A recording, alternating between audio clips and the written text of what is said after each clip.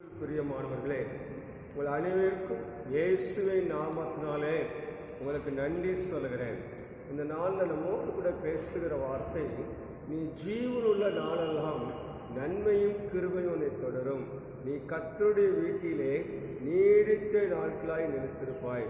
நீ ஜீவனுள்ள நாளெல்லாம் நன்மையும் கிருபையும் உன்னை தொடரும்.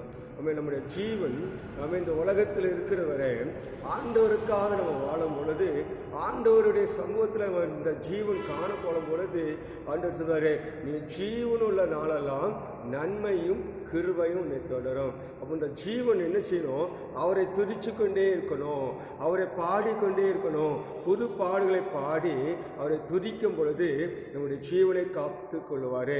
பாருங்க, அநேகருடைய மரணத்தை பாருங்க, போகையில் வருகையில் அவன் அநேக இடங்களில் விபத்து நடக்கிறது. அவன் கடந்த நாட்கள் எல்லாம் பாருங்க அநேக உயிர் சேதங்கள் ஆகிறது. ஆனால் நமக்கு எப்படி செய்தாரு பாருங்க, நல்ல ஒரு ஜீவனுள்ள நாளெல்லாம் நன்மையும் கிருபையும் உன்னை தொடரும். கர்த்தருடைய வீட்டிலே நீடித்த நாட்களை நிலைத்திருப்பான்னு சொன்ன வார்த்தையின்படி ஆண்டவர் தாவீது ஆண்டவரை ஆராதித்து துதிச்சு பாடனா, அவனை பார்த்து சொன்னாரு, என் இதயத்துக்கு ஏற்றவன் என்று சொல்லி.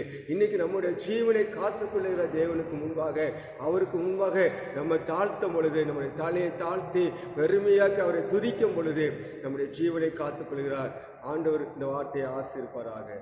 ஆமென்.